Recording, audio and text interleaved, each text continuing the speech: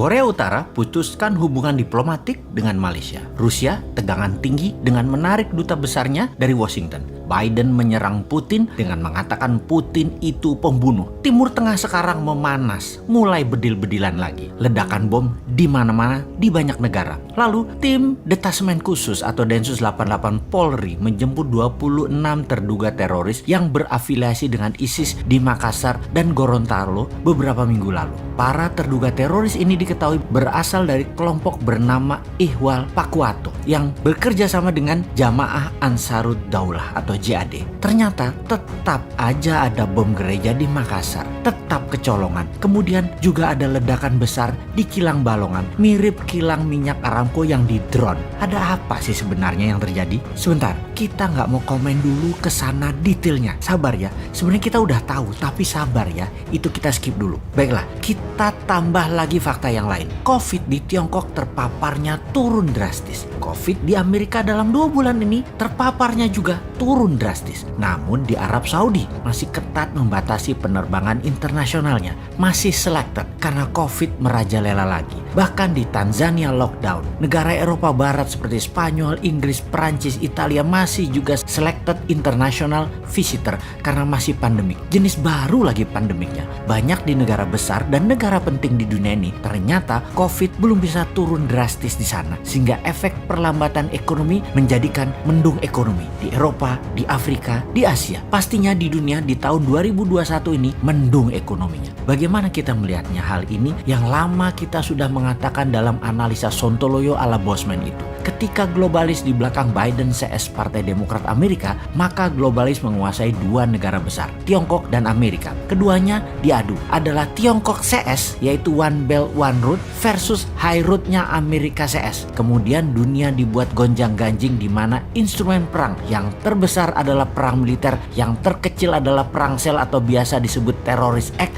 mulai dipakai lagi. Mulai terjadi semua kan saat ini. Dunia ini semua sedang berperang melawan virus sebenarnya. Dunia sedang berperang aslinya tuh melawan siapa? Melawan globalis karena emang dimainkan oleh globalis. Alatnya mereka yaitu 2 negara besar tadi, Amerika dan Tiongkok. Kemudian perang militer dan berbagai penyakit disebabkan oleh virus seperti Ebola, Cikunya, dan Corona. Disinilah cara bernegara Indonesia ditantang ke limit, ke batas kemampuan maksimum pemimpinnya, ke batas kemampuan maksimum politikusnya, dan ke batas kemampuan pejabatnya. Jadi apa yang terjadi di Indonesia saat ini seharusnya yang harus dilakukan? Kita tahu bahwa bentuk negara Indonesia bukan lagi seperti apa yang Founding Father Indonesia ini dibuat di awal pada saat Indonesia menyatakan dirinya menjadi negara. Indonesia ini bangsanya jadi dulu yaitu di tahun 1928. Baru negaranya lahir Indonesia itu yaitu di tahun 1945.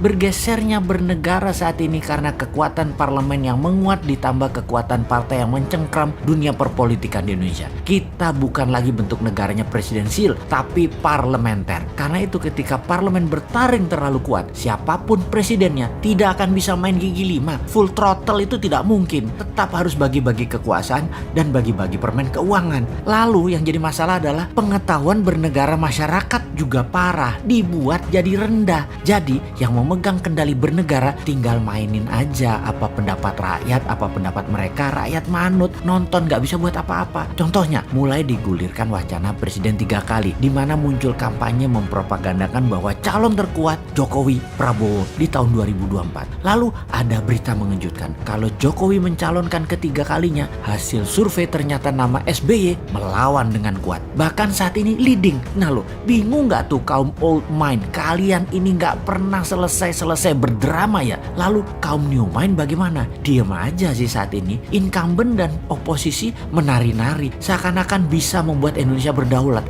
Ternyata sulit juga ya. Banyak orang yang gak tahu kalau saat ini Indonesia dipengaruhi Tiongkok dan IMF secara absolut. Banyak yang gak sadar dan banyak yang gak tahu. Paling banyak adalah yang gak peduli. Begini deh, kan 3 kali presiden menjabat masih wacana. Bagaimana kalau kita tambahkan wacana lagi, yang lain lagi? Ini kalau old mind punya nyali dan old mind punya kesadaran bernegara, yaitu cinta rakyat. Saat ini old mind berkuasa 100% di parlemen dan di pemerintahan. New mind di pinggiran, tak bertaring, tak berkuasa. Namun demi bangsa dan negara, beranikah sistem bernegara kita Indonesia tercinta ini untuk pilpres nanti lepas threshold 20% suara parlemen parlemen untuk calon presiden bisa dicalonkan. Suara 5% saja dan boleh mengajukan sepasang. Jadi banyak partai tidak harus berkoalisi. Terbukti 4 kali pilpres gabungan partai-partai calon presiden dan wakilnya tidak pernah terlalu cantik pasangan keduanya setelah menjabat. Jadi bagaikan pasangan nikah tanpa cinta. Ya sudah, sekarang kita usulkan suara parlemen turunkan dari 20% ke 5% untuk ambang batas calon presiden dan langsung bisa mengajukan sepasang. Syarat berikutnya, total pasangan calon tidak boleh 7 pasang dengan menghitung suara parlemen dari suara terbanyak. Jadi apa yang terjadi? Misalnya pasangan PDIP dan Gerindra, Pak Jokowi dan Pak Prabowo, itu sudah 30% suara parlemen. Tapi masing-masing ternyata kreatif. Masing-masing mencalonkan diri sendiri. PDIP mencalonkan Ganjar dan Puan.